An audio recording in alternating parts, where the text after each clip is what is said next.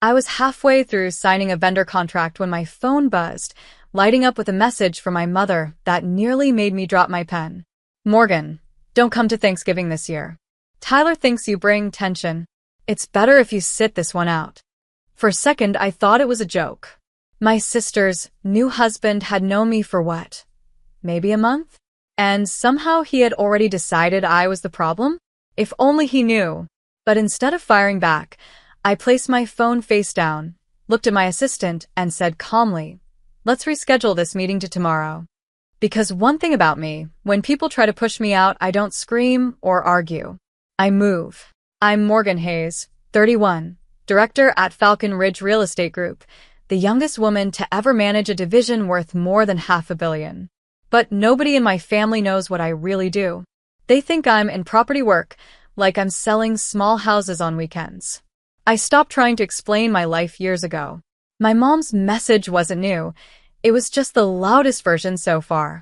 My sister, Brittany, had always been the shining star, the favorite, the one whose choices were treated like gold. I was the quiet one who worked nonstop but still got described as trying her best. But Tyler, her new husband, was different. The kind of man who wanted all eyes on him. The kind who bragged about his big promotion that was really just moving from customer support to team lead. The kind who sized people up like he needed to feel taller. And now, apparently, I was too tense to sit at the same table with him. I wasn't angry. I wasn't hurt. I was done. My life was too big, too full, too heavy to waste time convincing people who didn't care to understand me. I stayed late at the office that night. Finalized project numbers. Signed approvals. Ran simulations for the new executive tower development we were about to unveil. I loved the work. It was the one place I felt completely in control. At midnight, I walked through the empty lobby, heels echoing against marble floors, and felt nothing but clarity. If Tyler didn't want me at Thanksgiving, fine. He just never expected I had a world outside my family. He'd never expected that world to be so much bigger than his. The next morning started like any other, fast, sharp, and full of noise. Phones ringing, emails coming in waves, architects asking for final confirmations. My assistant, Jenna, handed me a new stack of files. Morgan, the contractor for the Skyline project, is running late. But she stopped. Her eyes went wide. When I turned, I froze for half a second. Then I almost laughed. Tyler. Standing in the doorway, red-faced, sweating, and completely stunned. He walked in like someone had shoved him forward, eyes darting between me and the giant company logo behind my desk. "Dubba, what is this?" he stammered. I leaned back in my leather chair, completely calm, while he looked like he'd stepped into a nightmare. He must have shown up thinking he'd scare me or intimidate me. Instead, he found out where I really worked, who I really was. "Good morning, Tyler," I said casually. You work here?" he yelled, voice cracking. "You're what? You're the boss." I raised an eyebrow. "I oversee 3 divisions." "So, yes. "I suppose that makes me the boss." "Why are you here?" He looked like he might faint. I came to talk to someone about an investment meeting. Brittany said her sister might help us, but I thought you worked in rentals." There it was. The judgment hitting him back in the face. I stayed still. Calm. Collected. He was the one shaking. "You told my mom I shouldn't come to Thanksgiving," I said, my tone even but firm. "Because I ruined the vibe, right?" His cheeks drained of color. "Morgan, I didn't know." "Didn't know what?" I asked. "That I had a job, that I had a life, that I wasn't some failure you could push around." He swallowed hard, still staring at the glass wall behind me, the one that showed the entire floor full of employees working under my leadership. I could practically see his ego falling apart one brick at a time. He pointed at me with a shaking finger. Why didn't you tell anyone you were this?" I flashed him the smallest smile. "No one asked." He blinked, speechless. His mouth opened, closed, then opened again with no sound coming out. Jenna walked in behind him, whispering to me, "Should I call security?" But I waved her off. Tyler wasn't a threat. He was just a man who had underestimated the wrong person. I didn't come here for this, he muttered, rubbing his forehead. I came because we need a loan and investor. Brittany said you might convince someone to give us. I cut him off with a raised hand. Tyler, let me make something very clear. I don't mix family with business. And I don't help people who belittle me. He stared at me as if I'd just flipped the world upside down. You can't do this, he shouted suddenly. Do you know who I am? Oh, the classic line. I stood up, slowly, deliberately. Not angry, powerful. Yes, I said. You're the man who tried to keep me out of Thanksgiving. His jaw tightened. But I guess you didn't expect, I continued, that the person you tried to cut out would be sitting in the office you're now begging inside. He went silent, completely frozen. Then, suddenly, he yelled. Not words, just a frustrated scream, the kind you let out when the reality you built collapses in front of you. Everyone on the floor turned to look. His face went bright red as he pointed at me and shouted, You embarrass me. I didn't even flinch. No, I said gently. You embarrassed yourself. He stormed out, slamming the door so hard the glass trembled. Jenna stepped back in after a moment. Well, she said, eyes wide. That was dramatic. I finally exhaled and said, You have no idea. And this is only the beginning. Because he thought the embarrassment ended here. He had no idea what was coming next. Not revenge out of anger. Revenge out of truth. And truth always hits harder. The moment Tyler stormed out of my office, the energy on the floor shifted. People pretended to keep working, but everyone had seen what happened. You can't really hide a grown man screaming like a child in the middle of a corporate building. I didn't chase after him. I didn't need to. Instead, I walked to the glass wall overlooking downtown, letting my heartbeat settle. This wasn't about ego. This was about clarity. Tyler finally saw the part of me he thought didn't exist. Power, stability, independence. And he hated it. 20 minutes later, my phone buzzed. Brittany. I considered ignoring it, but answered anyway. Her voice came out sharp. Morgan, what did you do to Tyler? He just came home furious. I didn't raise my voice. I didn't do anything. He showed up at my workplace without an appointment, yelled in front of my staff, and demanded money. There was silence. Brittany wasn't expecting an answer that calm. Then she snapped. You could have been nicer. I almost laughed. He told Mom I shouldn't come to Thanksgiving. That's because he thinks you judge people. You have this intimidating vibe. I closed my eyes. The irony was painful. Britt, I said softly, maybe he feels intimidated because he underestimates everyone around him. She didn't respond. She hung up instead. I stood there for a moment, realizing something. My family didn't reject me because I was a problem. They rejected me because I outgrew the version of me they were comfortable with. Fine. They could keep their small version of me, because life had bigger plans. That evening, as I finished reviewing the Skyline project's final renderings, Jenna walked in holding a thick envelope. This came through a private courier, she said. It's from legal. I opened it. Inside was a file with a heading. Tyler Morris, background report. Requested, not by you. My eyebrows shot up. Who requested this? I asked. Jenna hesitated. The courier said your mother. I blinked. My mother? The same woman who told me I wasn't welcome at Thanksgiving? My heart tightened, not from hurt but from a growing suspicion. I skimmed the file and stopped cold. Tyler had debts. A lot of them. Personal loans. Old credit card defaults. A failed tech startup he conveniently never mentioned. Even worse, he had recently applied for a private investment loan using Brittany's name. I sat down slowly. So that's why he showed up at my office. He didn't want me there for Thanksgiving because he didn't want me near my own family, in case they found out he was using them. And that wasn't even the worst part. At the bottom of the report was a note written by my mother in shaky handwriting. I didn't know who else to ask. If he hurts Brittany financially, please protect her. It hit me instantly. My mother wasn't pushing me away. because she wanted to. She was protecting Tyler. Or rather, protecting my sister from what she feared he'd do if I confronted him. A strange mix of sadness and something sharper rushed through me. They still didn't trust me. Not enough to talk to me directly. Not enough to ask for help openly. But they trusted me enough to research Tyler behind his back. And they trusted me enough to hope I'd do something about it. I closed the file slowly.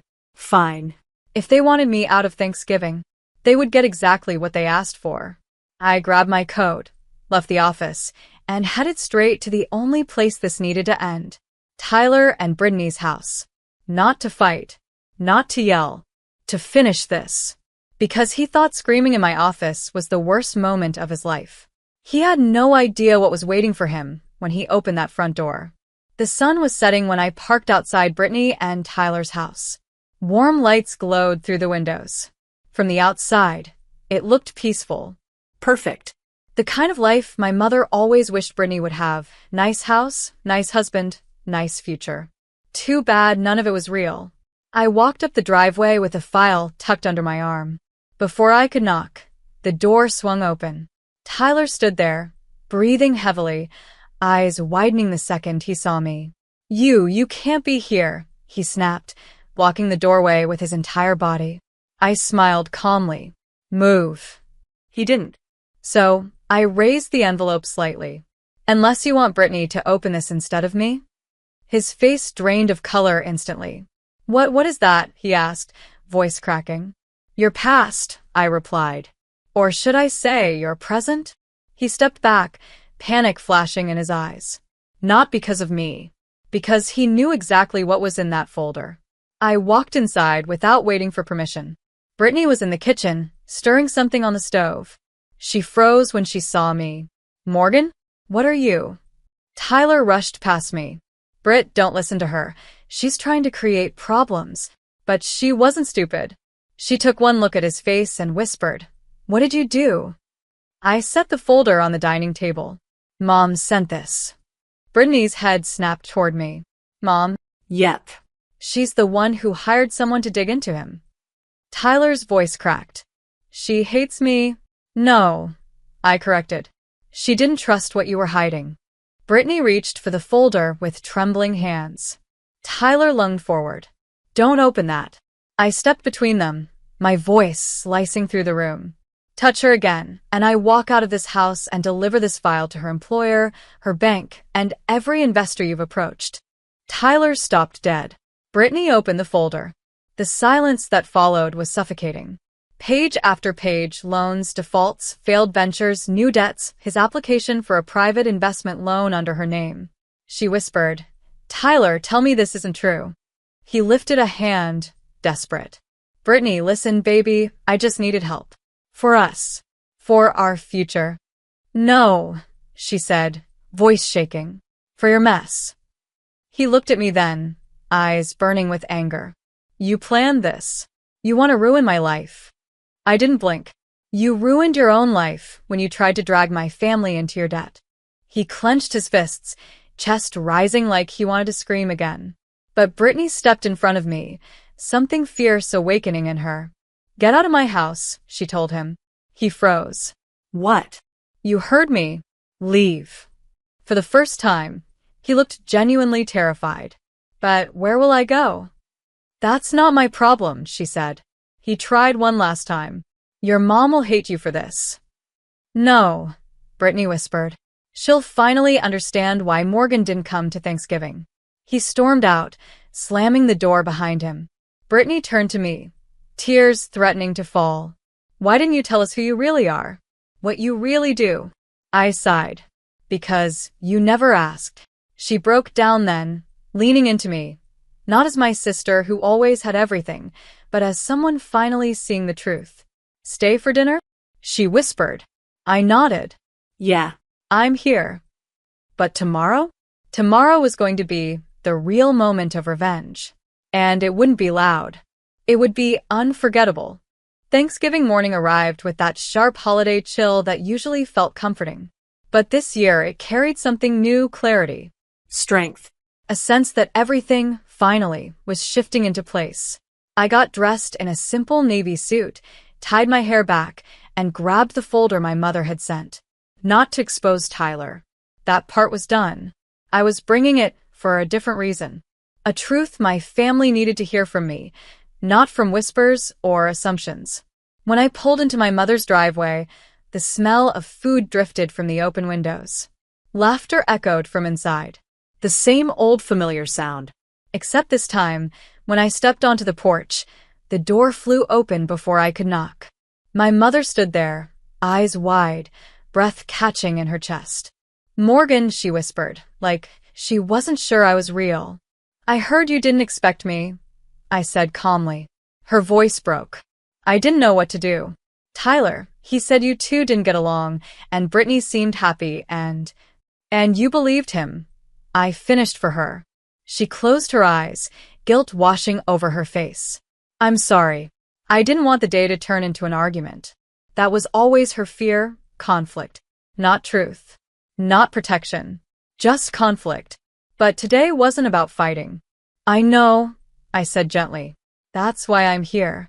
She looked confused but stepped aside, letting me in. The house was warm, filled with voices, but the second they saw me, everyone went quiet. My aunt whispered, "I thought she wasn't coming." Brittany walked out from the kitchen, wiping her hands on a towel. She looked stronger today. Clearer. She came straight to me and hugged me tight, surprising everyone, including Mom. "She told me everything," Brittany said softly. Mom's eyes darted between us. "Everything." I handed her the folder. "You hired someone to look into Tyler," I said. "You were worried. So here, this is everything you asked for. But you don't have to worry anymore." Mom opened it slowly. Her hand trembled as she read the first page. What was he planning to do with Brittany's name?" she whispered, horrified. "Sign her into debt to fix his past mistakes," Brittany answered for me. He admitted it when Morgan confronted him. Gasps filled the room. Mom pressed a hand to her chest, emotions breaking through. "Oh my God, Morgan, I should have listened to you. I should have trusted you." I shook my head. "You should trust yourself. You knew something was wrong. You just didn't want to make the wrong choice." She stepped closer, tears forming. "And I chose to shut you out instead." This was the moment I'd been waiting for. Not revenge, not satisfaction. Just honesty. "I'm not angry," I said softly. "But don't cut me out to protect someone else again. Especially someone who doesn't protect you." She pulled me into a tight hug, the kind she hadn't given me in years. "You're staying for dinner," she said firmly. "No more excuses." I smiled. "I planned to." From the living room, Brittany called out with a laugh, "Mom's about to burn the turkey again." The room filled with warm laughter, the kind that's real, finally real. For the first time in a long time, I didn't feel like the outsider.